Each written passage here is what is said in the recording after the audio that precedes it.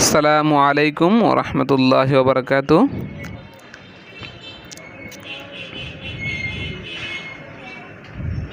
Zahid computer repair স্কুলের পক্ষ থেকে আপনাদের সকলকে স্বাগতম জানাচ্ছি। আমি মোহাম্মদ জাহিদুল হোসেন খান জাহিদ। ভিউয়ার্স, আজকে আমরা কথা বলবো আরটিসি সেকশন নিয়ে। ল্যাপটপ মাদারবোর্ডের আরটিসি সেকশন নিয়ে আজকে আমরা একটি অ্যানিমেটেড ভিডিও আপনাদের সামনে উপস্থাপন করব।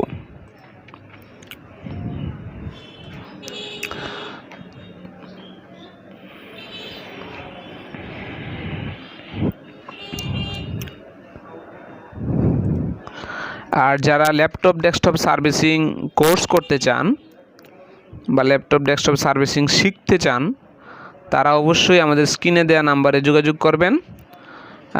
আমাদের কোর্সের টাইম ডিউরেশন হচ্ছে 4 মাস।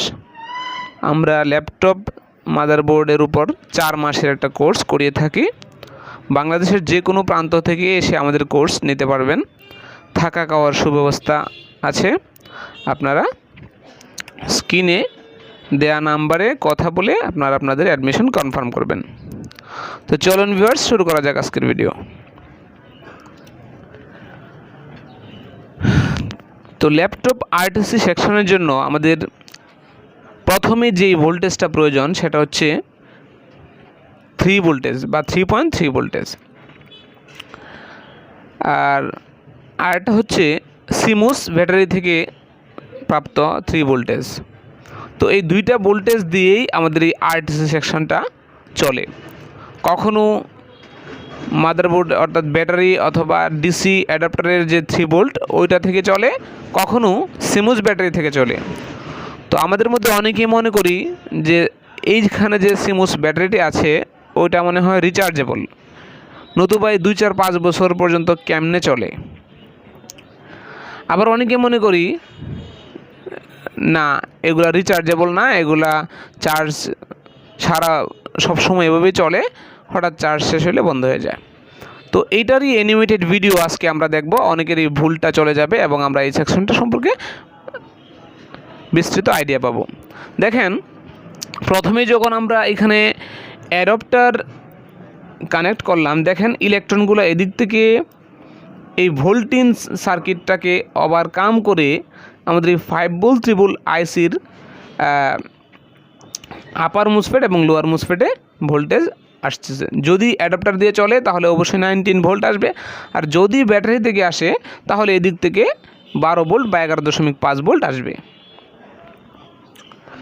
তো এখন 5 ভোল্ট 3 ভোল্ট আইসির যে আপার গেট লোয়ার গেট এগুলো অ্যাক্টিভ না হলে কিন্তু আমাদের এই আউটপুটে ভোল্টেজ আসবে না। তো যখনই আমাদের এই 5 ভোল্ট 3 ভোল্টের আপার গেট লোয়ার গেট অ্যাক্টিভ হয়ে যায়, তখনই ইলেকট্রনগুলা কনভার্ট হয়ে এখানে 3 ভোল্ট এখানে 5 ভোল্ট চলে আসে। তো দেখেন, এখন এইখানে দুইটি ডায়োড ব্যবহার করা। আসলে এটা একটা 3 লেগ ডায়োড।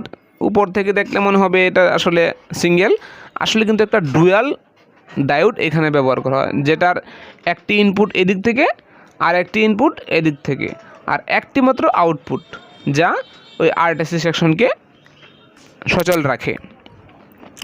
তো এখন আমাদের এই ইলেকট্রনের এখানে একটা সুইচ ব্যবহার করা হয়েছে। আমরা বোঝার সুবিধার জন্য এখানে একটা সুইচ ব্যবহার করলাম। দেখেন, এটা অফ, যার কারণে এইদিকে ইলেকট্রন আর আসতে পারতেছে না। আর আরটিসি সেকশনের মেন 4টি ভোল্টেজ বা মেন 4টি সিকোয়েন্স আমাদের মনে রাখতে হবে। প্রথমত হচ্ছে আরটিসি রিসেট হ্যাশ। এই ভোল্টেজটা আমাদের আসতেই হবে। এখানে 20K রেজিস্টর বা 30Kও থাকতে পারে। এটা আর্কিটেকচারের ডিজাইনের উপর নির্ভর করবে এখানে কত মানের রেজিস্টর ব্যবহার করবে, তবে রেজিস্টর একটি মাস্ট ব্যবহার করবেই। তারপর হচ্ছে ক্যাপাসিটর থাকতে পারে। অনেক সময় ক্যাপাসিটরগুলো শর্ট হয়ে যায়, ওই গ্রাউন্ডের সাথে অ্যাডজাস্ট হয়ে যায়, যার কারণে এইখানে আর ভোল্টেজ আসতে পারে না, রেজিস্টরের এপাশে ব্লক হয়ে যায় আর এই সিগন্যালটা মিস হয়ে যায়, যার কারণে পিসিএস থেকে এই সিগন্যাল না পেলে আমাদের ল্যাপটপ নো ডিসপ্লে প্রবলেম থাকে। তো এগুলা আপনারা খুব ভালো করে চেক করবেন যে কোনো ইনপুট বা আউটপুট ক্যাপাসিটর এই যে ক্যাপাসিটর, এই ক্যাপাসিটরগুলো যেন শর্ট না থাকে, ওগুলো আপনারা আগে চেক করে নেবেন। তার প্রথমত হচ্ছে আপনারা এই ভোল্টেজটা দেখবেন যে আরটিসি রিসেট হ্যাশ এখানে কি 3 ভোল্ট আসছে কিনা। তার দ্বিতীয়তে আপনারা দেখবেন যে এখানে এসআরটি রিসেট হ্যাশ নামে আরেকটি সিগন্যাল আছে, ওইখানেও ভোল্টেজ আসছে কিনা। আর এইগুলোর ভিতরে কিন্তু আসলে এই মাল্টিমিটারের যে প্রুফ আছে এগুলা কিন্তু নিয়ে যাওয়া যাবে না। দেখেন এই সিগন্যালটা পরিমাপের জন্য কিন্তু আমরা এখানে ধরলেই হচ্ছে, এইখানে ধরলেই আমরা বুঝতে পারবো আসলে যে ওইখানে এই সিগন্যালটা চলে গেছে না। তারপর হচ্ছে ইন্ট্রুডার হ্যাশ, ওইখানেও এখানে 1 মেগা ওহমের একটা রেজিস্টার ব্যবহার করা হয়েছে, খুবই গুরুত্বপূর্ণ একটি পার্ট। এই রেজিস্টারটা আপনারা পরিমাপ করে দেখবেন এখানে আসলে 1 মেগাহার্জ বা তার টলারেন্স অনুযায়ী কম বেশি আছে কিনা, তো এটা আপনারা চেক করে নেবেন। তারপরে হচ্ছে ভিউয়ার্স ইনভার্টমেন্টের যে একটা রিকোয়ারমেন্টটা ওইটাও আপনারা দেখবেন 3.3 ভোল্ট বা 3 ভোল্ট আছে কিনা। দেখুন আমরা যদি এই সুইচটাকে অন করে দিই তাহলে দেখবেন ইলেকট্রনগুলা চলাচল শুরু করেছে। দেখেন আমরা সুইচটি অন করে দিলাম, এখন ওই ডায়োড ওভারকাম করে প্রত্যেকটা সিগন্যালেই কিন্তু আমাদের ইলেকট্রন পৌঁছে গেছে এবং পিসিএসের মধ্যে আমাদের ইলেকট্রনের যে সিগন্যাল 3 ভোল্ট ওইটা কিন্তু পৌঁছে গেছে। আর ওই সিগন্যালগুলো পৌঁছা মাত্রই আমাদের 32.768 কিলোহার্টজের যে একটি ক্রিস্টাল আছে ওই ক্রিস্টালটা দেখেন অ্যাক্টিভ হয়ে গেছে। ওই ক্রিস্টালটা প্রচুর কম্পন সৃষ্টি করতেছে। আর এই ক্রিস্টালটা সচল রাখার জন্য আমাদের গ্রিন ক্লক নামের ক্লক জেনারেটর সেকশন থেকে আমাদের একটি সিগন্যাল আমাদের এই পিসিএসের জন্য আসে। তো ওইটাও আমরা চেক করে দেখবো এখানে আসলে 3 ভোল্ট আসতেছে কিনা। আর যদি ওই ক্রিস্টাল কাজ না করে তাহলে কিন্তু ভিউয়ার্স নো ডিসপ্লে প্রবলেম থাকবে। আর এখানে যদি ক্যাপাসিটরও গ্রাউন্ডের সাথে অ্যাডজাস্ট হয়ে যায় বা শর্ট হয়ে যায় তাহলে কিন্তু ওই ক্রিস্টাল কাজ করবে না, সুতরাং ডিসপ্লে আসবে না। এগুলো আপনারা চেক করে নেবেন। তো দেখেন এখন কিন্তু ওই ইলেকট্রনগুলো এদিক থেকে এসে এই ডায়োডটা রিভার্সে ব্যবহার করার কারণে ওইদিকে আর যেতে পারতেছে না। দেখেন এখানে ব্লক হয়ে গেছে, ইলেকট্রনগুলো ওইদিকে যাচ্ছে কিন্তু এদিকে আর যেতে পারতেছে না, কেননা এই ডায়োডটা রিভার্সে বসানো। আবার এই সিমুস ব্যাটারি থেকে প্রাপ্ত ইলেকট্রনও ওইদিকে যাচ্ছে না, স্থির অবস্থানে আছে।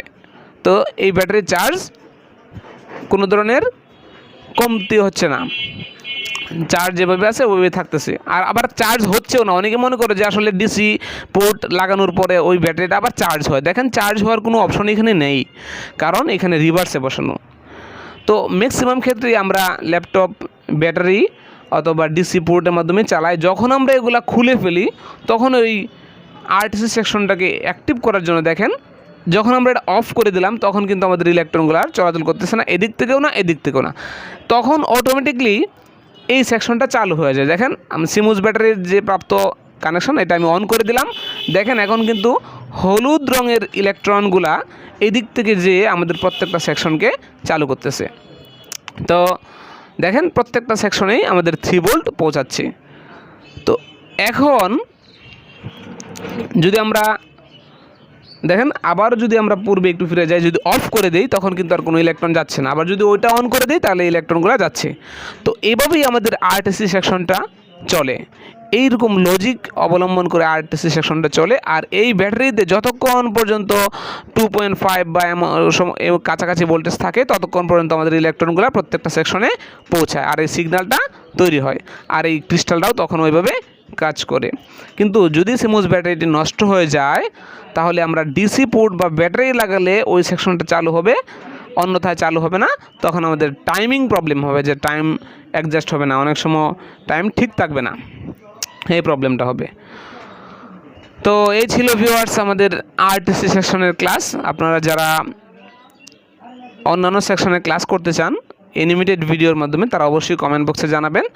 আমরা আপনাদের সর্বোচ্চ কমেন্টের উপর ভিত্তি করে আপনাদের রিকোয়েস্টেড ভিডিও তৈরি করার চেষ্টা করব ইনশাল্লাহ। আর এই সেকশনগুলোও যদি বুঝতে না পারেন কোথাও তাহলে আপনারা অবশ্যই আমাদের কমেন্ট বক্সে জানাবেন, আমরা আপনার প্রশ্নের উত্তর দেওয়ার চেষ্টা করব ইনশাল্লাহ। আর যারা কোর্সের ব্যাপারে কথা বলতে চান তারা অবশ্যই স্ক্রিনে দেওয়া নাম্বারে যোগাযোগ করবেন। তো ধন্যবাদ সকলকে। আসসালামু